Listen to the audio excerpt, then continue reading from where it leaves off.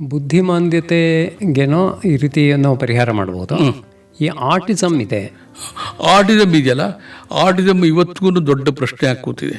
ಏನಾಗಿದೆ ಅಂದರೆ ನರಗಳೆಲ್ಲ ಬೆಳೆದಿರುತ್ತೆ, ಆದರೆ ಆ ನರಗಳ ಒಂದು ಕೆಲಸ ಮಾಡೋ ವಿಧಾನ ಇದೆಯಲ್ಲ, ಕೆಲವು ಸರಿ ಅತಿಯಾಗ್ಬಿಡುತ್ತೆ, ಕೆಲವು ಸರಿ ಭಾಳ ಮಿತಿಯಾಗ್ಬಿಡುತ್ತೆ. ಭಾಳ ಮಿತಿಯಾದಾಗ ಮಂಕ ಕೂತ್ಬಿಡ್ತಾರೆ, ಅತಿಯಾದಾಗ ಅವ್ರನ್ನ ಕಂಟ್ರೋಲ್ ಮಾಡೋಕ್ಕೆ ಆಗೋದಿಲ್ಲ, ಅವ್ರನ್ನ ಎಲ್ಲಿ ನಿಗ್ರಹ ಮಾಡೋದು ಅಂತಲೇ ಗೊತ್ತಾಗೋದಿಲ್ಲ ನಮಗೆ. ಅದಕ್ಕೆ ಇಡೀ ಕರ್ನಾಟಕದಲ್ಲಿ 2 ಶಾಖೆ ಇದೆ, ಒಂದು ಬೆಂಗಳೂರಲ್ಲಿ, ಇನ್ನೊಂದು ಹುಬ್ಬಳ್ಳಿಯಲ್ಲಿ.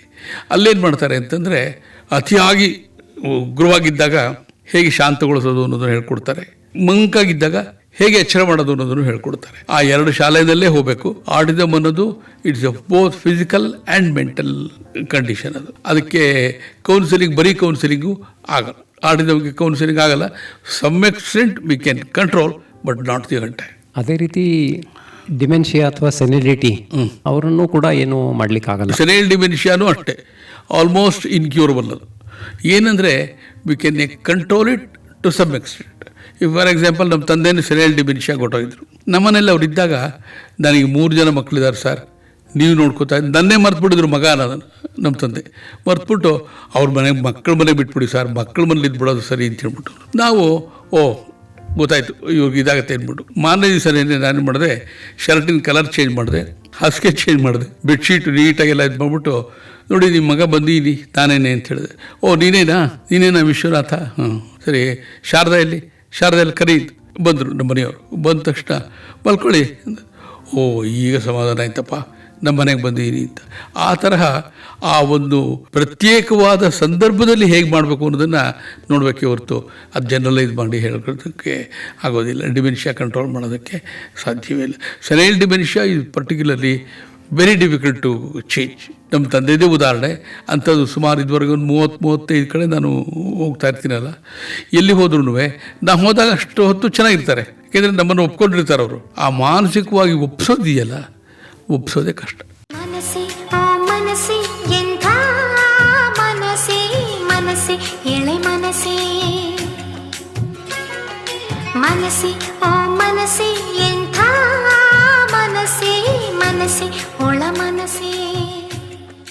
ಆಟಿಸಮ್ಮು ಮತ್ತು ಈ ಡಿಮೆನ್ಷಿಯಾ ರೋಗಿಗಳನ್ನು ನೋಡ್ಕೊಳ್ಳೋದು ಅತ್ಯಂತ ಕಷ್ಟ. ಅವರು ಯಾವ ರೀತಿ ತಮ್ಮನ್ನು ನೋಡ್ಕೊಳ್ಳಿಕ್ಕೂ ಆಗಲ್ಲ, ಆ ರೀತಿ ಆಗ್ಬಿಡುತ್ತೆ.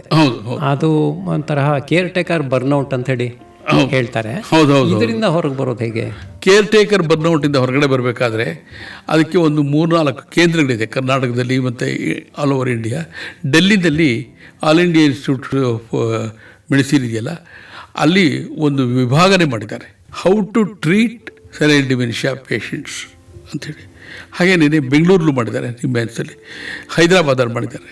ಅಲ್ಲೆಲ್ಲ ಹೋದರೆ ಏನು ಮಾಡ್ತಾರೆ, they will give the guides, ಹೇಗೆ ಇಂತಿಂಥ ಸಂದರ್ಭದಲ್ಲಿ ಹೀಗೆ ಮಾಡಬೇಕು, ಇಂತಿಂಥ ಸಂದರ್ಭದಲ್ಲಿ ಹೀಗೆ ಮಾಡಬೇಕು ಅಂದ್ಬಿಟ್ಟು ಅದನ್ನು ಮ್ಯಾನ್ಯುಯಲ್ ಅಂತೀವಲ್ಲ ನಾವು, ಕೈಪಿಡಿಗಳನ್ನೇ ಬರೆದಿದ್ದಾರೆ. ಅಂತಹ ಕೈಪಿಡಿನ ಕನ್ನಡಕ್ಕೆ ಟ್ರಾನ್ಸ್ಲೇಟ್ ಮಾಡೋ ಸೌಭಾಗ್ಯ ನಂಗೆ ಸಿಕ್ತು. 5 ಇದೆ ಒಟ್ಟು, 4 ಕನ್ನಡಕ್ಕೆ ತಂದು ಕೊಟ್ಟೆ ನಿಮ್ಮೆನ್ಸಲ್ಲಿ. ಇವತ್ತಿಗೂ ಇದೆ ಅದು. ಅದರಲ್ಲಿ ಅವರು ಮೊದಲು ಚೆನ್ನಾಗಿ ಓದ್ಕೊಳ್ಳಿರ್ತಾರೆ, ಆಮೇಲೆ ಆ ಪೇಷಂಟ್ ಬಂದಾಗ ಇವ್ರು ಓದ್ಕೊಂಡಿದ್ದಾರೆ ಅನ್ನೋದು ಆ ಪೇಷಂಟಿಗೆ ಗೊತ್ತಾಗಬಾರ್ದು. ಆ ರೀತಿ ಅವ್ರನ್ನ ಟ್ರೀಟ್ ಮಾಡೋದಕ್ಕೆ ರೋಗಿಗಳನ್ನ ಮಲಗಿಸಿರ್ತಾರಲ್ಲ, ಅದನ್ನು ಆಸ್ಪತ್ರೆ ಥರ ಕಾಣಬಾರ್ದು, ಅಡುಗೆ ಮನೆ, ಬಚ್ಚಲ ಮನೆ ಥರ ಇರ್ಬೋದು. ಅದೇ ಥರ ಬಿಲ್ಡಿಂಗು ಮಾಡಿದ್ದಾರೆ ನಿಮ್ಮ ಆನ್ಸಲ್ಲಿ. ಮಾಡ್ಬಿಟ್ಟು ಅಲ್ಲಿಗೆ ಬಿಟ್ಟರೆ ಅವ್ರು ಆಸ್ಪತ್ರೆ ಇದ್ದೀವಿ ಅನ್ಸಲ್ಲ, ಆ ಡಿಮೆನ್ಷಿಯಾ ಆದವ್ರಿಗೆ ಮನೆಯಲ್ಲೇ ಇದ್ದೀವಿ ಅನ್ಸುತ್ತೆ.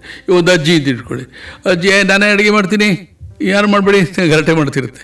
ಅಡುಗೆ ಏನು ಮಾಡಲ್ಲ, ಅದು ಭ್ರಮೆ. ಅದಕ್ಕೆ ಆಯಿತು ನೀನೇ ಮಾಡು ಅಂತ ಹೇಳ್ಬಿಟ್ಟು ಬೇರೆ ಮಾಡಿದ ಅಡುಗೆ ಅಂತ ಅಂದಿಟ್ಬಿಟ್ಟಲ್ಲಿ ನೀನೇ ಮಾಡಿದ್ದಲ್ವ ನೋಡು ನೀನು ಅಂತೇಳಿ ಸಮಾಧಾನವಾಗಿ ಹೇಳಿದ್ರೆ ಒಪ್ಕೊಂಬಿಡುತ್ತೆ. ಇಂಥ ಬೇಕಾದಷ್ಟು 100 ಉದಾಹರಣೆಗಳನ್ನೆಲ್ಲರೂ ನಾವು ಗಂಡಸರಲ್ಲಿ ಹೆಂಗಸರಲ್ಲಿ ಎಲ್ಲನೂ ನೋಡಿದ್ವಿ. With all this senile dementia is very difficult, very difficult. ಆಟಿಸಮ್ದು ಹಾಗೇನೆ, ಆಟಿಸಮ್ನು ಅಷ್ಟೇ.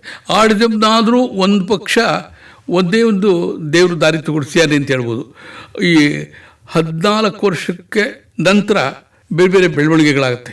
ಪಿಟ್ಯೂಟ್ರಿ ಗ್ಲ್ಯಾಂಡ್ಸು ಅದು ಇವೆಲ್ಲ ಡೆವಲಪ್ ಆಗುತ್ತಲ್ಲ, ಆ ಟೈಮಲ್ಲಿ ಏನಾದರೂ ತಂದೆ ತಾಯಿ ಅದೃಷ್ಟ ಚೆನ್ನಾಗಿದ್ದರೆ, ಆ ಗ್ಲ್ಯಾಂಡ್ಸ್ ಎಲ್ಲ ಚೆನ್ನಾಗಿ ಡೆವಲಪ್ ಆಗಿಬಿಟ್ರೆ, they will come out of the autism independently without any treatment ಬಂದ್ಬಿಡ್ತಾರೆ. ಈ ಎಷ್ಟೋ ಮಕ್ಕಳನ್ನ ಚಿಕ್ಕ ಹುಡುಗರಲ್ಲಿ ತುಂಬ ಚೇಷ್ಟೆ ಮಾಡ್ತಾ ಇರ್ತಾರೆ, ಕಂಟ್ರೋಲೇ ಮಾಡೋಕ್ಕಾಗಲ್ಲ. ಅದೇ ದೊಡ್ಡವರಾದ್ಮೇಲೆ ತುಂಬ ಚೆನ್ನಾಗಾಗುತ್ತೆ. ಹಾಗಾಗಿ ಆಟಿಸಮ್ ಬಗ್ಗೆ ಅಷ್ಟೊಂದು ಯೋಚನೆ ಮಾಡಬೇಕಾದಿಲ್ಲ. ಯಾಕೆಂದರೆ ಬೆಳವಣಿಗೆ ಇದೆ. ಸೆನೆಲ್ ಡಿಮೆನ್ಷಿಯಾದಲ್ಲಿ ಇನ್ನೇನು ಬೆಳವಣಿಗೆ ಇಲ್ಲ, ಅವ್ರು ಹೋಗೋರು. ಹಾಗಾಗಿ ಅವ್ರ ಬೆಳವಣಿಗೆ ಇಲ್ಲ, ನ್ಯೂರೋ ಸೆಲ್ಸ್ ಎಲ್ಲ ಸತ್ತು ಹೋಗುತ್ತೆ. ಸರಿ ಹೋದರೆ ನಮ್ಮ ತಂದೆದೇ ಉದಾಹರಣೆ ಹೇಳಬೇಕು ಅಂತಂದರೆ, ನಾನು ಸೀನಿಯರ್ ಬಾವಿಗೆ ಬೀಳಬೇಕು ಅಂತ ನಾವು ಕೇಳಿದ್ವಿ. ಅಪ್ಪ ಸೀನಿಯರ್ ಬಾವಿಗೆ ಯಾಕೆ ಬೀಳಬೇಕು ಅಂದರೆ, ನಾನು ಮುಳುಗಿದ ಮೇಲೂ ಸೀನಿಯರ್ ಕುಡಿತಾ ಇರ್ತೀನಿ ಅಂತಂದ್ರು. ಆಮೇಲೆ ಏನು ಮಾಡಿದ್ವಿ, ಅವ್ರನ್ನ ಸ್ನಾನಕ್ಕೆ ಕರ್ಕೊಂಡೋಗ್ಬಿಟ್ಟು ಬರೋದ್ರೊಳಗೆ ಹಾಸಿಗೆ ಎಲ್ಲ ಕ್ಲೀನ್ ಮಾಡಿ ಒಳ್ಳೆ ಬಿಳಿ ಬೆಡ್ಶೀಟೆಲ್ಲ ಹಾಕ್ಬಿಟ್ಟು ಬಾವಿ ಥರ ಶೇಪ್ ಮಾಡಿಬಿಟ್ಟು ಬೆಡ್ಶೀಟ್ನ ಅಲ್ಲಿ ಇಟ್ವಿ. ಅಪ್ಪ ಇದೇ ಸೀನಿಯರ್ ಬಾವಿ ಬೀಳಿ ಇದ್ರೊಳಗಡೆ ಅಂತ. ಅವರು ಕೂತ್ಕೊಂಡ್ರು. ನೋಡಿ ಇವಾಗ ಮುಳುಗ್ತಾ ಇದ್ದೀರಾ ಅಂತ ಬೆಡ್ಶೀಟ್ನ ಮೇಲಕ್ಕೆ ತಂದು ಇಲ್ಲಿ ಕುತ್ತಿಗೆ ತನಕ ಬೆಡ್ಶೀಟ್ನ ಹಾಕ್ಬಿಟ್ಟು ಮಲಗಿಸಿದ್ರೆ ಅಚ್ಚುಕಟ್ಟ ಮಲ್ಕೊಂಡ್ರು. ಅವ್ರ ಮನಸ್ಸಿಗೆ ಸಮಾಧಾನ ಆಯಿತು, ಓ ನಾನು ಸೀದಿನ ಬಾವಿಗೆ ಬಿದ್ದೀನಿ. ಈ ತರಹ ಮನೋಭಾವ ಬಂದ್ಬಿಟ್ಟಿರುತ್ತಲ್ಲ ಅವ್ರಿಗೆ. ಆ ಮನೋಭಾವನ ಎಲ್ಲರೂ ಮಾಡೋದಕ್ಕಾಗಲ್ಲ, ಕೆಲವನ್ನ ಮಾಡ್ಬೋದು, ಕೆಲವನ್ನ ಮಾಡೋಕ್ಕಾಗೋದೇ ಇಲ್ಲ. ಅಲ್ಲಿ 2 ಲಕ್ಷ ರೂಪಾಯಿ ತಂದಿದ್ರಿ ಅಲ್ಲಿ ನಿಂತಿರೋದು ಆಗೋದಿಲ್ಲ. ಹಾಗೆ ಆ ಸಮಸ್ಯೆ ಮೇಲೆ ಹೋಗುತ್ತೆ. ಅವತ್ತೇನೋ ನಮ್ಮ ಮನೇಲಿ ಆಯಿತು ಮಾಡಿದ್ವಿ. ಆ ಸೆನೆಲ್ ಡಿಮೆನ್ಷಿಯಾ ಬಂದವರು ಕೇಳುವ ಆ ಪ್ರಶ್ನೆಗಳ ಮೇಲೆ ಹೋಗುತ್ತೆ. ಹಾಗೆ ಕೆಲವನ್ನ ಸುಧಾರಿಸ್ಬೋದು, ಕೆಲವನ್ನ ಸುಧಾರಿಸೋಕ್ಕಾಗಲ್ಲ. ಇವೆಲ್ಲ ಪ್ರಾಕ್ಟಿಕಲ್ ಪ್ರಾಬ್ಲಮ್ಸ್. ರೋಗಿಗಳನ್ನು ನೋಡ್ಕೊಳ್ಳೋದು ತುಂಬ ಕಷ್ಟ ಆಗ್ತಾಯಿದೆ. ರೋಗಿಗಳನ್ನ ನೋಡ್ಕೊಳ್ಳೋದು ತುಂಬ ಕಷ್ಟ. ಅವ್ರಿಗೇನಾಗ್ತಿದೆ ಅಂದರೆ, ಈ ಮೊನ್ನೆ ಈಗ 15 ದಿನದ ಕೆಳಗೆ ನಮ್ಮಲ್ಲೇ ಒಂದು ಘಟನೆ ನಡೀತು. ನಮ್ಮ ಅತ್ತಿಗೆ ಬಂದರು ಬೆಂಗಳೂರಿಂದ. ಅವ್ರಿಗೇನೆಂದರೆ, ಸುಮ್ಮನೆ 74 ವರ್ಷ ಅವ್ರಿಗೆ, ನನಗಿನ್ನ 1 ವರ್ಷ ಚಿಕ್ಕವರು.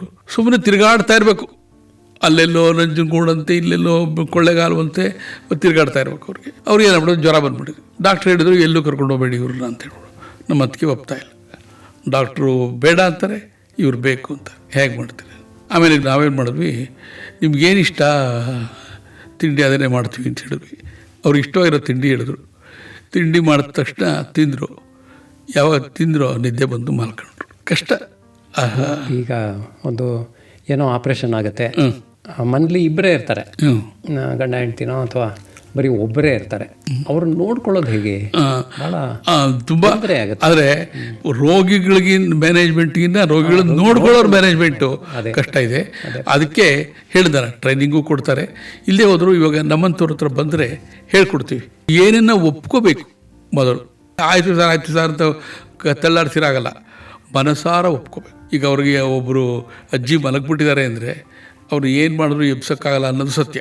ನಾವು ಎದೇಳಿ ಕೂತ್ಕೊಳ್ಳಿ ಅಂತೇಳಿ ನಾವು ಗಲಾಟೆ ಮಾಡ್ತೀವಲ್ಲ, ಆಗಲ್ಲ. ಅವ್ರ ಪಾಲ್ಗೆ ಏನು ಸತ್ಯನೋ ಅದನ್ನು ಅರ್ಥ ಮಾಡ್ಕೋಬೇಕು. ಆಮೇಲೆ ನಮ್ಮ ಪಾಲಿನ ವಿಚಾರನ ನೋಡಬೇಕು. ನೋಡ್ಕೊಳ್ಳೋದು ಕಷ್ಟ ಅಂತ ಹೇಳಿದ್ನಲ್ಲ, ಈಗ ಆಟಿಸಮ್ ಅವ್ರಿಗೆಲ್ಲೋ ಗಂಡ ಹೆಂಡತಿ ಮತ್ತು ಒಂದು ಮಗು ಮಾತ್ರ ಇರುತ್ತೆ ಅಂತ ಇಟ್ಕೊಳ್ಳಿ. ಆ ಮಗುವನ್ನು ಇದು ಮಾಡೋದು ಭಾಳ ಕಷ್ಟ. ಎಲ್ಲೋ ಬೇರೆ ಎಲ್ಲೋ ಹೋಗಬೇಕಾಗತ್ತೆ, ಏನೂ ಮಾಡಲಿಕ್ಕಾಗಲ್ಲ. ಜೊತೆ ಕರ್ಕೊಂಡು ಹೋಗೋದು ಕಷ್ಟ. ಈಗ ಸೋಷಿಯಲ್ ಲೈಫ್ ಅನ್ನುವಂಥದ್ದೇ ಇಲ್ಲ ಆಗ್ಬಿಡುತ್ತೆ. ಹೌದು. ಅಂಥ ತಂದೆ ತಾಯಿಗಳಿಗೆ ಏನು ಮಾಡಬೇಕು ಅಂದರೆ, ಜೀವನದ ಶೈಲಿನ ಚೇಂಜ್ ಮಾಡಬೇಕು. ಇವಾಗ ಗಂಡ ಹೆಂಡತಿ ಆರಾಮಾಗಿ ಮಗು ಇರುತ್ತೆ, ಆರಾಮಾಗಿ ಟೂರ್ ಹೊಡ್ಕೊಂಡು ಮಾಡ್ಕೊಂಡು ಓಡಾಡ್ತಾ ಇರ್ತಾರೆ ಅವರೆಲ್ಲ. ಅದು ದುರದೃಷ್ಟ. ಈ ಥರ ಏನಾದ್ರು ಮಕ್ಕಳಾಗ್ಬಿಟ್ಟಾಗ ಅವ್ರೇನು ಮಾಡಬೇಕು, ಜೀವನ ಶೈಲಿನ ಚೇಂಜ್ ಮಾಡ್ಕೋಬೇಕು. ಈ ಮಗು ದೃಷ್ಟಿಯಿಂದ ಹೇಗೆ ಮನೇಲಿದ್ರೂ ನಾವು ಹೇಗೆ ಸಂತೋಷ ಪಡ್ಬೋದು ಅನ್ನೋದಕ್ಕೆ ಕೆಲವು ಟೆಕ್ನಿಕ್ಸ್ ಹೇಳ್ಕೊಟ್ಟಿದ್ದಾನೆ ಸ್ಟೀಫನ್ ಬ್ರೋ ಅಂತ ಒಬ್ಬಿದ್ದಾನೆ. ಅವನ ಪುಸ್ತಕ ಸ್ಟೀಫನ್ ಕೋವಿ ಅಂತ 7 effective families of mentally retarded children ಅಂತ ಒಂದು ಪುಸ್ತಕ ಬರ್ತಿದ್ದಾರೆ ಅವರು. ಅದನ್ನು ಕನ್ನಡಕ್ಕೆ ತರಬೇಕು ಅಂತ ಪ್ರಯತ್ನ ಮಾಡ್ತಾಯಿದ್ದಾರೆ. ಅದರಲ್ಲಿ ಏನು ಚೆನ್ನಾಗಿ ಹೇಳ್ತಾರೆ ಅಂದರೆ, ಒಂದು ಸಣ್ಣ ಉದಾಹರಣೆ ಹೇಳ್ತೀನಿ. ಆಟಿಸಮ್ ಇರೋ ಮಗುನ ಸಮುದ್ರದ ತೀರಕ್ಕೆ ಕರ್ಕೊಂಡು ಹೋಗ್ತಾರೆ ತಂದೆ ತಾಯಿ. ಕೂತಿರಲ್ಲ, ಅದು ನೀರೊಳಗೆ ಬೀಳ್ತಾ ಇರುತ್ತೆ, ಕಲ್ಲು ಹಾಕ್ತಾ ಇರುತ್ತೆ, ಮಾಡ್ತಿರುತ್ತೆ. ಇನ್ನೊಬ್ಬ ಆ ಕಡೆ ಒಂದು ಸಣ್ಣ 2 ಬ್ರಿಡ್ಜ್ ಥರ ಇರುತ್ತೆ, ಆ ಕಡೆ ಬಂದು ಕೂತ್ಕೊಂಡು ಈ ಮಗು ಹಿಂಗೆ ನೋಡ್ತಾ ಇರ್ತಾರೆ. ಆ ಮಗು ನೋಡ್ತಿರೋದನ್ನು ಆ ತಂದೆ ತಾಯಿ ನೋಡ್ತಾರಲ್ಲ, ಇದೇನಿದು ಅವನ್ನ ನೋಡ್ತಾ ಇದೆಯಲ್ಲ ನಮ್ಮ ಮಗು ಅಂತ ಹೇಳ್ಬಿಟ್ಟು ಇವರೇನು ಮಾಡ್ತಾರೆ, ಗದರಿಸಿ ಕರ್ಕೊಂಬರ್ತಾರೆ. ಬರಲ್ಲ ಇದು ಮಗು. ಅದೇ ಸತ್ಯ ಏನು ಅಂತಂದರೆ, ಅಲ್ಲಿ ಕೂತ್ಕೊಳ್ಳೋಕೆ ಬರ್ತಿದ್ದಲ್ಲ ಅವನು ಮೆಂಟಲಿ ಇಲ್ ಪೇಷಂಟ್.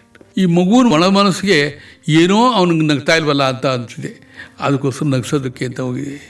ಇದನ್ನು ಸ್ಟೀಫನ್ ಕೋವಿ ಏನು ಚೆನ್ನಾಗಿ ಬರ್ದಿದ್ದಾರೆ ಅಂತಂದರೆ, ಕಡೆಗೆ ಏನಾಗುತ್ತೆ, ಈ ಗಂಡ ಹೆಂಡ್ತಿನೂ ಆ ಮನುಷ್ಯ ಕೂತಿರೋ ಕಡೆಗೆ ಬಂದು ಅವ್ರನ್ನ ಯಾರು ನೀವು ಏನು ಅಂತೆಲ್ಲ ಬೆನ್ನ ಮೇಲೆ ಕೈ ಇಟ್ಟು ಪ್ರೀತಿಯಿಂದ ಮಾತಾಡಿಸಿ ಎಲ್ಲ ಆದಮೇಲೆ ಇವರು ಆ ಮಗುನ ಆ ಮನುಷ್ಯ ಥ್ಯಾಂಕ್ಸ್ ಹೇಳ್ತಾನೆ. ಆ ಮಗು ನೋಡಿದ್ಮೇಲೆ ಸರ್ ನಂಗೆ ಬದುಕಿರಬೇಕು ಅಂತಿದ್ದು, ನನಗೆ ಬದುಕಬೇಕು ಅನ್ನೋ ಆಸೆ ಬಂತು ಅಂತ ಹೇಳ್ತಾರೆ. ಹೀಗಾಗಿ ಯಾವುದರಿಂದ ಎಲ್ಲಿಂದ ಸ್ಟಿಮ್ಯುಲೇಟ್ ಆಗುತ್ತೆ ಅಂತ ಹೇಳೋದಕ್ಕಲ್ಲ, ಪಾಯಿಂಟ್ ಆಫ್ ಸ್ಟಿಮ್ಯುಲೇಷನ್ ಇದೆಯಲ್ಲ ತುಂಬ ದೊಡ್ಡ ವಿಚಾರ, ತುಂಬ ದೊಡ್ಡ ವಿಚಾರ. Stephen Covey is as a date is one of the best person to give suggestions to this problem. ನಾವು ಪ್ರಯತ್ನ ಮಾಡ್ತಾಯಿದ್ವಿ ಅದನ್ನು ಏನಾಗಾರು ಮಾಡಿ ಕನ್ನಡಕ್ಕೆ ತಂದು ಇದು ಮಾಡೋದಕ್ಕಿಂತ. ಆದರೆ ಇದಕ್ಕಿಂತ ಹೆಚ್ಚಾಗಿ ನಾನು ಅತಿಥಿ ಉಪನ್ಯಾಸಕನಾಗಿ ನಿಮ್ಮೆನ್ಸ್ಗೆ ಹೋಗ್ತಾ ಇರ್ತೀನಲ್ಲ, ಅಲ್ಲಿ ಕೇಳ್ತಾರೆ ಈ ಥರ ಪ್ರಶ್ನೆಗಳನ್ನೆಲ್ಲನೂ. ಕ್ಯಾನ್ಸರ್ ಆಸ್ಪತ್ರೆ, ಮೆಂಟಲ್ ಹಾಸ್ಪಿಟ್ಲಿಗೆಲ್ಲರೂ ಅವ್ರು ಕೇಳಿದ ಪ್ರಶ್ನೆಗಳಿಗೆ ಅವ್ರು ಕೇಳಿದ ದತ್ತಾಂಶಗಳಿಂದನೇ ತೊಗೊಂಡು ಉತ್ತರ ಹೇಳೋದಕ್ಕೆ ಪ್ರಯತ್ನ ಮಾಡ್ತೀವಿ. ಕೆಲವು ಸರಿ ಹೋಗ್ತಾರೆ, ಹೌದು ಸರ್ ನೀವು ಹೇಳಿ ಸರಿ, ಇನ್ಮೇಲೆ ನಾವು ಮ್ಯಾನೇಜ್ ಮಾಡ್ತೀವಿ ಬಿಡಿ ಸರ್, ತೊಂದರೆ ಇಲ್ಲ ಅಂತ ಹೇಳ್ತಾರೆ. ಇನ್ನು ಕೆಲವು ಸರಿ ನಾವು ಕೊಡೋದಕ್ಕಾಗಲ್ಲ, ನಮ್ಮ ಕೈದು ಮೀರೋಗಿರುತ್ತೆ. Counselling has got its limitation. ಆ ಲಿಮಿಟೇಷನ್ ಮೀರಿದ ಒಂದು ವಿಷಯ ಆಗಿಬಿಟ್ರೆ ಅದು ಕಷ್ಟ. ಈಗ ತಾವೇ ವೈದ್ಯಕೀಯ ಮಾಡ್ಕೊಳ್ಳುವಂಥದ್ದು ಒಂದು ಇರುತ್ತೆ, ಅದರಿಂದಾಗಿ ತುಂಬ ತೊಂದರೆಗೊಳಗಾಗ್ತಾರೆ. ಡಾಕ್ಟರ್ ಹತ್ರ ಹೋಗೋದಕ್ಕೆ ಹೆದರಿಕೆ, ಯಾಕೆಂದರೆ ಬೈತಾರವರು. ಸೊ ಈ ಥರದವ್ರನ್ನ ಈ ರೀತಿಯ ಒಂದು ಗೂಗಲ್ ವೈದ್ಯರಾಗುವ ಗೀಳಿನಿಂದ ಅವ್ರನ್ನ ಹೊರಗೆ ತರೋದು ಹೇಗೆ ಅಂತ ಅದು ತುಂಬ ಒಳ್ಳೆಯ ಪ್ರಶ್ನೆ ಕೇಳಿದ್ರಿ. ಗೂಗಲ್ ವೈದ್ಯರಿಂದ ಹೊರಗಡೆ ತರಬೇಕು. ಏನಂದರೆ ಇವಾಗ ಬೇದಿ ಮಾತ್ರೆ ಹೊಟ್ಟೆ ಒಂದಿನ ಖಾಲಿ ಆಗಲಿಲ್ಲ ಅಂದರೆ ಹೋಗ್ತಾರೆ ಮೆಡಿಕಲ್ ಸ್ಟೋರ್ಸಲ್ಲಿ ಬೇದಿ ಮಾತ್ರೆ ಕೇಳ್ತಾರೆ, ತೊಗೊಳ್ತಾರೆ, ಬಂದ್ಬಿಡ್ತಾರೆ.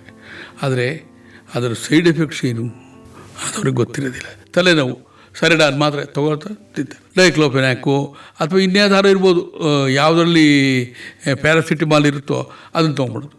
ಆ ಮಾತ್ರೆಗಳೆಲ್ಲನೂ ಮೊದಲು ವೈದ್ಯಕೀಯ ಅಂಗಡೀಲಿ ಅವ್ರನ್ನ ಕಂಟ್ರೋಲ್ ಮಾಡಬೇಕು. ಪ್ರಿಸ್ಕ್ರಿಪ್ಷನ್ ಇಲ್ದಲೇ ಸಾರಿಡಾನ್ ಆಗಲಿ ಇನ್ಯಾವುದೇ ಮಾತ್ರೆನ ಕೊಡ್ಕೂಡೋದು ಅಂತ ಹೇಳ್ಬಿಟ್ಟು. ಈಗ ಬೇದಿ ಮಾತ್ರೆ ಕೂಡ ಎಲ್ರಿಗೂ ಕೊಟ್ಬಿಡೋದ ತಪ್ಪದು.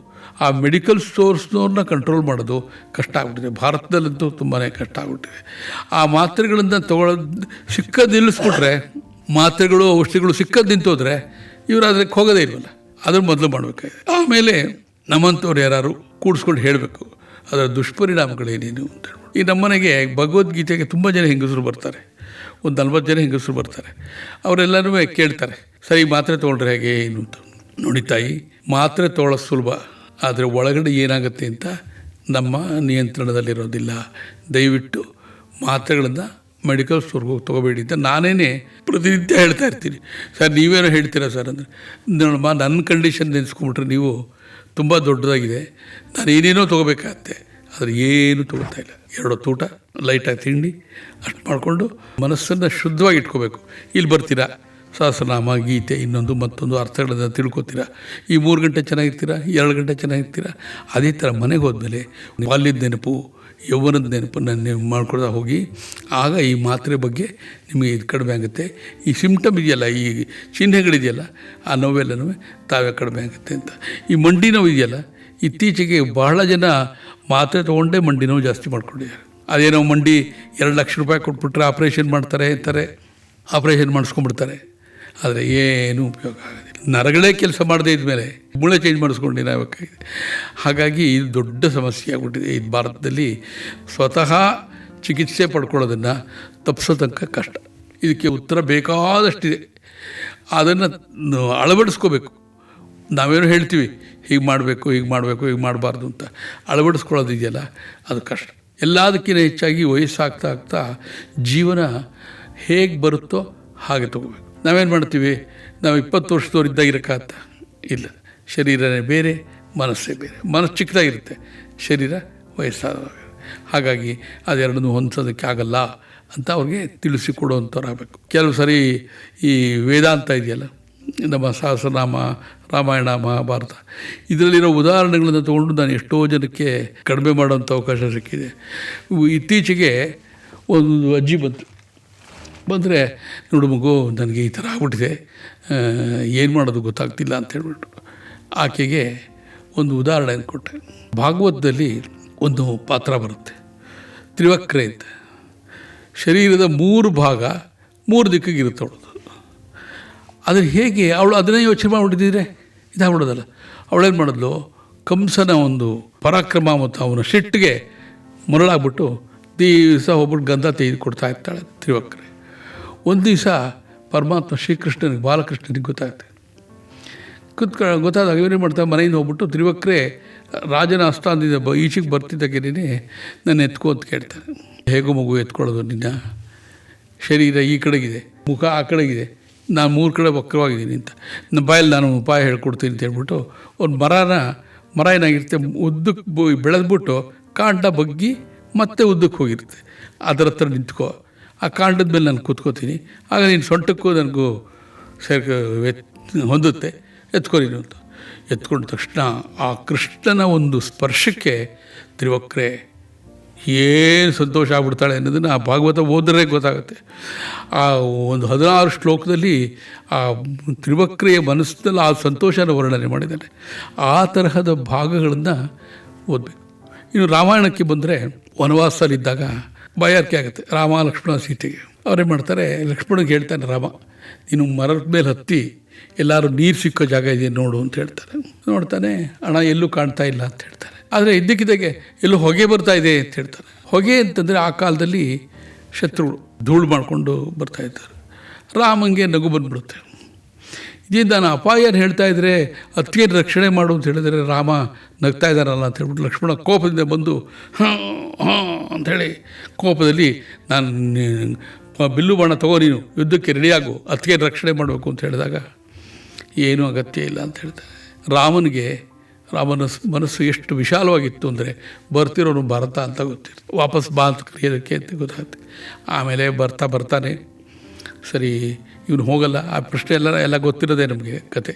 ಅಲ್ಲಿ ಆ ಲಕ್ಷ್ಮಣನಿಗೆ ಒಂದು ಕ್ಷಣ ಅರ್ಥ ಆಗಲಿಲ್ವಲ್ಲ ವಾಸ್ತವಾಂಶ, ಅದನ್ನು ಅರ್ಥ ಮಾಡಿಸೋಕ್ಕೆ ಕವಿ ನಮಗೆ ಈ ತರಹದ ಇದನ್ನು ಹೇಳ್ಕೊಡ್ತಾ ಇರ್ತಾರೆ. ಶ್ರೀಕೃಷ್ಣ 5 ವರ್ಷದ ಹುಡುಗ ಕೊಳಲೊತ್ತಾ ಕೂತಿರ್ತಾನೆ ನದಿ ಹತ್ರ. ಆಗ ಪಂಚಭೂತಗಳು, ಭೂಮಿ, ಗಾಳಿ ಎಲ್ಲರೂ ಒಂದಕ್ಕೊಂದು ಮಾತಾಡುತ್ತವೆ.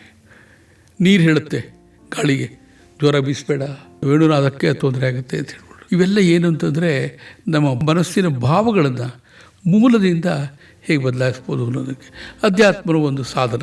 ಇದಕ್ಕೆ ಅದನ್ನು ಪ್ರಯತ್ನ ಮಾಡ್ಬೋದು. ನೆಗೆಟಿವ್ ಥಿಂಕಿಂಗನ್ನು, ಭಯಗಳನ್ನು ನಿಯಂತ್ರಿಸೋದಕ್ಕೆ ಏನು ಮಾಡಬೇಕು ಅಂದರೆ, ಮೊದಲನೇದಾಗಿ ಅದು ತಪ್ಪು ಅಂತ ಹೇಳಬಾರ್ದು. ಮೊದಲನೇ ಅಂತ ನೆಗೆಟಿವ್ ಥಿಂಕಿಂಗ್ ಯಾರಿಗೋ ಇದೆ ಅಂತ ಇಟ್ಕೊಳ್ಳಿ, ಅದು ತಪ್ಪು ಅಂತ ಹೇಳ್ಕೊಡ್ದು ಅವ್ರಿಗೆ. ಈಗ ಯಾರೋ ಮನೆ ನೋಡ್ಕೋತಾ ಇಲ್ಲ, ಈ ಸ್ಪೀಡ್ ಆಡ್ಕೊಂಡು ಕಳೀತಾ ಇದ್ದಾನೆ ಮನೆ ಯಜಮಾನ ಅಂತ ಇಟ್ಕೊಳ್ಳಿ. ಅವನಿಗೆ ಈ ಸ್ಪೀಡ್ ಹಾಗೆ ಹೀಗೆ ಅಂತೆಲ್ಲ ಹೇಳೋಕ್ಕೋಬಾರ್ದು. ಅವನಿಗೆ ಇಂಡೈರೆಕ್ಟಾಗಿ ಹೇಳಬೇಕು. ಮೊದಲನೇದಾಗಿ ನೀನು ಯಾರು, ನೀನು ಎಲ್ರಿಗಿಂತ ದೊಡ್ಡವನು ಮನೇಲಿ, ನಿನ್ನ ಜವಾಬ್ದಾರಿ ಏನು ಅಂತ ಎಲ್ಲನೂ ಆಗಾಗ್ಗೆ ಅವನ ಮನಸ್ಸಲ್ಲಿ ಮರುಕಳಿಸ್ತಾ ಇರೋ ಥರ ಮಾಡಬೇಕು. ಕರ್ಕೊಂಬಂದು ನಮ್ಮ ಮನೆಗೆ ಎಲ್ಲಿ ಚಿಕಿತ್ಸೆ ಕೊಡಿಸ್ತಾ ಇದ್ದಾರೋ ಅಲ್ಲಿ. ಆಮೇಲೆ ಸ್ವಲ್ಪ ದಿವಸ ಆದಮೇಲೆ ಅವ್ನಿಗೆ ಅನಿಸುತ್ತೆ ನಾನು ಯಾರು ಅನ್ನೋ ಅರಿವು ಹುಟ್ಟುತ್ತೆ. ಆಗ ಅವನು ಹೌದು, ನಾನೇನು ಮಾಡ್ತೀನಿ, ನಾನು ಹೋಗಿ ದುಡಿಬೇಕಾಗಿತ್ತು, ಇಸ್ಪೀಟ್ ಆಡ್ತಾ ಇದ್ದೀನಲ್ಲ, ಅಲ್ಲೆಲ್ಲೋ ಕೂತ್ಕೊಂಡು ಸಿಗರೇಟ್ ಸೇರ್ತಾ ಇದ್ದೀನಲ್ಲ, ಇದು ಸರಿನಾ ಅನ್ನೋ ಪ್ರಶ್ನೆನ ಪ್ಯಾರಲಾಗಿ ತೋರಿಸ್ಬೇಕು ಅವನಿಗೆ. ಹೀಗೆ ಮಾಡಿದವ್ರು ಏನಾದರೂ ಸಿಗರೇಟ್ ಸೇರ್ತಾ ಕೂತಿದ್ದವರು ಅವರೇ ಕಾಯಿಲೆ ಮಲ್ಕೊಂಡ್ಬಿಟ್ರು ಅಂತ ಆ ತರಹ ಅದರಿಂದ ಆಗ್ತಿರೋ ಅನಾಹುತಗಳನ್ನು ತೋರಿಸ್ಬೇಕು. 2ನೇ ಹಂತದಲ್ಲಿ ತೋರಿಸಿದ ಕೂಡಲೇ ಮನಸ್ಸು ಎಚ್ಚೆತ್ಕೊಳ್ಳುತ್ತೆ. ಇನ್ನೂ ನಾನು ಹೀಗೆ ಇದ್ದರೆ ಸಾಧ್ಯವಿಲ್ಲ ಅಂತ. ಆ ಎಚ್ಚೆತ್ಕೊಂಡ ತಕ್ಷಣ ಅವ್ನಿಗನ್ಸುತ್ತೆ, ಅಯ್ಯೋ ಇಷ್ಟು ದಿನ ಕರ್ತವ್ಯ ನಾನು ಮಾಡಲಿಲ್ವಲ್ಲ ಅಂತ. ಏನು ಸರ್, ಇದು ಬರೀ ಥಿಯರಿಟಿಕಲ್ಲಾಗಿ ಹೇಳ್ತೀರ ಅನ್ಬೇಡಿ, ಇದು ಪ್ರಾಕ್ಟಿಕಲ್ಲಾಗಿ ನಡೆದಿರೋಂಥದ್ದು. ಒಬ್ಬರು ಬರ್ತಾಯಿದ್ರು ನಮ್ಮ ಮನೆಗೆ, ನೋಡೋದಕ್ಕೇನು ಗೊತ್ತಾಗ್ತಿರಲಿಲ್ಲ ಅವ್ರನ್ನ ನೋಡೋದು. ಯಾವಾಗಲೂ ಸಿಗರೇಟು ಇಸ್ಪೀಟ್ ಆಡ್ತಿದ್ರು. ಸುಮಾರು 9 ತಿಂಗಳು ತೊಗೊಂಡೆ ನಾನು. ತೊಗೊಂಡ್ಮೇಲೆ ಈಗ ಇಸ್ಪೀಟು ನಿಲ್ಲಿಸಿದ್ದಾರೆ, ಆಮೇಲೆ ಇದು ಮಾಡೋದಿಲ್ಲ, ಹೆಂಡತಿ ಮಕ್ಕಳು ಚೆನ್ನಾಗಿ ನೋಡ್ಕೋತಾ ಇದ್ದಾರೆ. ಮನಸೇ ಥ್ಯಾಂಕ್ ಯು, ನಿನಗೂ ಮನಸಾಯಿತು. ಕನಸೇ thank you, Olave ವರವಾಯಿತು. Individual counselling ಬಗ್ಗೆ ತಾವು ಅನೇಕ ವಿಚಾರಗಳನ್ನು ತಿಳಿಸಿದ್ರಿ. ಗ್ರೂಪ್ ಕೌನ್ಸಿಲಿಂಗ್ ಸಾಧ್ಯನಾ?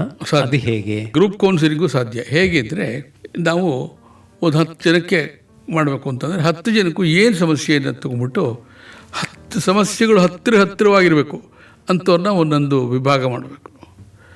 ವಿಭಾಗ ಮಾಡಿಬಿಟ್ಟು ಕೂಡಿಸ್ಬಿಟ್ಟು ಇಂಡಿವಿಜುವಲ್ ಕೌನ್ಸಿಲಿಂಗ್ ಏನು ಮಾಡ್ತಾ ಇದೆಯೋ ಗ್ರೂಪ್ ಕೌನ್ಸಿಲಿನಲ್ಲಿ ಆ ವಿಷಯಗಳಿಂದ ತಿಳಿಸ್ಕೊಡ್ಬೇಕು. ಇನ್ನೊಂದು ಎಲ್ಲದಕ್ಕಿಂತ ಮುಖ್ಯವಾಗಿ ಗ್ರೂಪ್ ಕೌನ್ಸಿಲಿಂಗ್ ಆಗಲಿ ಇಂಡಿವಿಜುವಲ್ ಕೌನ್ಸಿಲಿಂಗ್ ಆಗಲಿ ಸೆಲ್ಫ್ ಅವೇರ್ನೆಸ್ ಅಂತ ಬರುತ್ತೆ. ಸೆಲ್ಫ್ ಅವೇರ್ನೆಸ್ ಅಂದರೆ ಸ್ವಂತ ಅರಿವು, ನಾನು ಮಾಡ್ತಿರೋದು ಸರಿನಾ ಅನ್ನೋದು ಹುಟ್ಟಿಸ್ಬೇಕಲ್ಲ, ಅದು ಕೌನ್ಸಿಲಿಂಗ್ನ ಉದ್ದೇಶ. ಮನೋವಿಕಾಸ ಆಗಬೇಕು. ಆ ಮನೋವಿಕಾಸ ಆಗೋದಕ್ಕೆ ಒಂದು ತರಹದ ಪದ್ಧತಿ ಇಲ್ಲ, ಅನೇಕ ನೂರಾರು ತರಹದ ಪದ್ಧತಿ ಇದೆ. ಅದು ಆ ಸಂದರ್ಭದಲ್ಲಿ ಉಪಯೋಗಿಸೋಕ್ಕೆ ಬರುತ್ತೆ ಹೊರತು ಜನರಲ್ಲಾಗಿ ಹೇಳಬೇಕು ಅಂತಂದರೆ ಟೆಕ್ಸ್ಟ್ ಬುಕ್ಕು ಏನಾದ್ರು ಓದಿ ತಿಳ್ಕೊಬೇಕಷ್ಟೆ.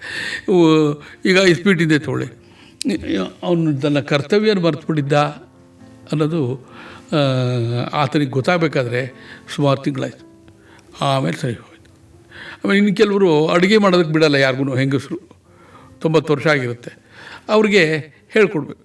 ಹೇಗೆ ಬಿಸ್ನೀರು ಬಿದ್ದರೆ ಏನಾಗುತ್ತೆ, ಬಿಸಿ ಪದಾರ್ಥ ಬಿದ್ದರೆ ಏನಾಗುತ್ತೆ, ಚೂಪ್ಗಿರೋ ಪದಾರ್ಥ ಬಿದ್ದರೆ ಏನಾಗುತ್ತೆ, ಕಾಲು ಮೇಲೋ ಕೈ ಮೇಲೋ ಬಿದ್ದರೆ ಏನಾಗುತ್ತೆ, ನಿಮ್ಗೆ ವಯಸ್ಸಾಗಿದೆ ಅಂಥೇಳಿ ಅವ್ರಿಗೆ ಉದಾಹರಣೆಗಳನ್ನು ಹೇಳ್ಕೊಟ್ಟು ನಿಧಾನವಾಗಿ ಅವ್ರನ್ನ ಈಚೆಗೆ ತರಬೇಕು ಅಡುಗೆ ಮನೆಯಿಂದಲೇ ಹೊರತು ಬೇಗ ಅಡುಗೆ ಮನೆಯಿಂದ ತರೋದಕ್ಕೆ ಸಾಧ್ಯವೇ ಇಲ್ಲ. ಇದು ನಾವು ತುಂಬ ನೋಡಿದ್ವಿ, ಅಜ್ಜಿಗಳದ್ದು ನೋಡಿದ್ವಿ, ತಾತಗಳನ್ನೆಲ್ಲ ನೋಡಿದ್ದೀವಲ್ಲ, ಅವರೆಲ್ಲರೂ ಈ ಸ್ಪೀಡ್ ಬಿಡಿಸೋದು ನಮ್ಮನೆ ಎದುರಿಗೆ ಒಬ್ಬರಿದ್ದಾರೆ, ಅವ್ರು ಇವಾಗಿಲ್ಲ. ಅವ್ರಿಗೆ ಈ ಸ್ಪೀಡ್ ಬಿಡಿಸೋಕ್ಕೆ ನನಗೆ 1.5 ವರ್ಷ ಆಯಿತು. ಸುಮ್ಮನೆ ಪೆನ್ಷನ್ ಬರ್ತಿದ್ದಾಗೆ ತೊಗೊಂಡೋಗಿ ಸ್ಪೀಡ್ ಆಡ್ಬಿಡೋರು, ಸೋತ್ ಬಂದ್ಬಿಡೋರು. ಆಮೇಲೆ ಇಲ್ಲ ರಾಯರೇ ಹೀಗೆ ಮಾಡಬಾರ್ದು, ಸುಮ್ಮನೆ ಬೇಕಾದ್ರೆ ಸ್ಪೀಟ್ ಆಡಿ, ಆದರೆ ಹಣ ಇಟ್ಟು ಸ್ಪೀಟ್ ಆಡೋದು ಸರಿ ಇಲ್ಲ ಅಂತ ಹೇಳ್ಬಿಟ್ಟು 9-10 ತಿಂಗಳು ತೊಗೊಂಡು, ಆಮೇಲೆ ಇಲ್ಲ ವಿಶ್ವನಾಥ್ ಇನ್ಮೇಲೆ ಆಡೋಲ್ಲ, ಇನ್ನು ಹೋಗಲ್ಲ ಅಂಥೇಳಿ ಏನು ಸಂತೋಷ ಪಟ್ಬಿಟ್ರು ಅಂದರೆ, ನಮ್ಮಲ್ಲೇ ಇರೋರು ಇಲ್ಲೇ ಜಯನಗರದಲ್ಲಿ ಇದ್ದರು, ಈಗ 1 ವರ್ಷ ಆಯಿತು ಅವ್ರು ಹೋಗಿ. ವಿಶ್ವನಾಥ್ ಅಂತ ಬರ್ತಿರೋರು. ಆವಾಗ ಅವ್ರಿಗೆ ಅರಿವಾಯಿತು, ಇದು ನಾನು ಮಾಡ್ತಾಯಿದ್ದಿದ್ದು ತಪ್ಪು, ಅದಕ್ಕೆ ನನ್ನ ಹೆಂಡತಿ ಮಕ್ಕಳು ದೂರ ಮಾಡಿದ್ದಾರೆ ಅಂತ. ಆಮೇಲೆ ಏನು ಹತ್ರ ಆಗ್ಬಿಟ್ರು ಹೆಣ್ಮಕ್ಳು ಗಂಡು ಮಕ್ಕಳು ಅಂದರೆ, ಮೊದಲನೇ ಮಗ ಅಂತೂ ಅಪ್ಪ ಚೆನ್ನಾಗಿ ಕಣಪ್ಪ ನೀನೀಗ ಅಂತ ಹೇಳಿದೆ. ಇದನ್ನು ನಾವೇ ಕಣ್ಣಿಂದ ನೋಡಿದ್ದು. ಸೊ ಕೌನ್ಸಿಲಿಂಗ್ ಅಂತಂದರೆ ರಾಂಗ್ ಐಡೆಂಟಿಫಿಕೇಷನ್ನಿಂದ ಸರಿಯಾದ ಐಡೆಂಟಿಫಿಕೇಷನ್ನಿಗೆ ತರೋದು. ಇದು ವೈಯಕ್ತಿಕವಾಗಿಯೂ ಸಾಧ್ಯ, ಮತ್ತು ಒಂದು ಗುಂಪಿನಲ್ಲೂ ಸಾಧ್ಯ. ಸ್ವಾಮಿ ವಿವೇಕಾನಂದ ಇನ್ಸ್ಟಿಟ್ಯೂಟ್ ಆಫ್ ಇದೆಯಲ್ಲ, ರಿಂಗ್ ರೋಡಲ್ಲಿ ಇದೆಯಲ್ಲ, ಅಲ್ಲಿ ವರ್ಷದಲ್ಲಿ 3 ಸರಿ ಮಾಡ್ತಾರೆ ಕಾರ್ಯಕ್ರಮ. ಆ ಕಾರ್ಯಕ್ರಮಕ್ಕೆ ನಾವು ಇಷ್ಟು ಸಲ ಹೋಗ್ತಿದ್ವಲ್ಲ, ನಾವು ಗ್ರೂಪ್ ಕೌನ್ಸಿಲಿಂಗೇ ಮಾಡ್ತಾಯಿದ್ವಿ. ಗ್ರೂಪ್ ಕೌನ್ಸಿಲಿಂಗ್ ಮಾಡಿಬಿಟ್ಟು ಹಳ್ಳಿ ಹೆಂಗಸರು, ಧಾರವಾಡ ಜಿಲ್ಲೆಯಿಂದ 35 ಜನ ಹೆಂಗಸರನ್ನು ಕರ್ಕೊಂಬಂದು, ಎಲ್ಲ ಹಳ್ಳಿ ಹೆಂಗಸರು ಕರ್ಕೊಂಬಂದಿದ್ದಾರೆ. ಒಬ್ಬರು ಹಲ್ಲಾದರೂ ಬೆಳಗಿಲ್ಲ, ಎಲ್ಲ ಕಪ್ಪಾಗಿ ಕೂತಿದೆ. ಸರಿ, ಈ ಬುದ್ಧವ್ರು ಏನು ಹೇಳ್ತಾರೆ ಅಂತ ತಮಾಷೆ ಮಾಡಿದ್ರು. ನಾನೇ ಮಾಡಿದೆ, ಧಾರವಾಡದ ಭಾಷೆದಲ್ಲೇ ಇಮಿಟೇಟ್ ಮಾಡಿಕೊಂಡು ಅವ್ರಿಗೆ ಎಲ್ಲ ಬೋರ್ಡ್ ಮೇಲೆ ಬರೆದ್ಬಿಟ್ಟು, ಕನ್ನಡದಲ್ಲಿ ಬರೆದ್ಬಿಟ್ಟು, ಕೇಂದ್ರದಲ್ಲಿ ನೀವು ಕೂತಿದ್ದೀರಾ, ಎಷ್ಟು ಜನ ಇದ್ದಾರೆ ನಿಮ್ಮ ಸುತ್ತಲೂ, ಅವ್ರು ಏನೇನು ನಿಮ್ಗೆ ಉಪಯೋಗ ಮಾಡ್ತಾಯಿದ್ದಾರೆ ಅಂತೆಲ್ಲ ಹೇಳ್ಕೊಟ್ಟು ಗ್ರೂಪ್ ಕೌನ್ಸಿಲಿಂಗ್ ಮಾಡಿದ್ಮೇಲೆ ಒಬ್ಬಳು ಬಂದು ಕಾಲಿಗೆ ಬಿದ್ದುಬಿಟ್ಟು ಬುದ್ಧಿ ನಮಗೆ ಯಾರು ನಾವು ಮಾಡ್ತಿರೋದು ತಪ್ಪು ಅಂತ ಹೇಳ್ತಿರ್ಲಿಲ್ಲ, ಇನ್ಮೇಲೆ ನಾವು ಈ ಥರ ಮಾಡಲ್ಲ ಅಂಥೇಳಿ ಹೇಳಿದ್ರು. ಇದು ನಾನೇ ಕಂಡುಕೊಂಡಿರೋದು ಗ್ರೂಪ್ ಕೌನ್ಸಿಲಿಂಗ್ನೇ ರಿಸಲ್ಟ್. ವಿಶ್ವನಾಥ್ ಅವರೇ, ಕೌನ್ಸಿಲಿಂಗ್ ಬಗ್ಗೆ ನಮ್ಮ ಕೇಳುಗರಿಗೆ ಅನೇಕ ವಿಷಯಗಳನ್ನು ತಿಳಿಸ್ಕೊಟ್ರಿ. ತಮಗೆ ಧನ್ಯವಾದಗಳು. ನಮಸ್ಕಾರ.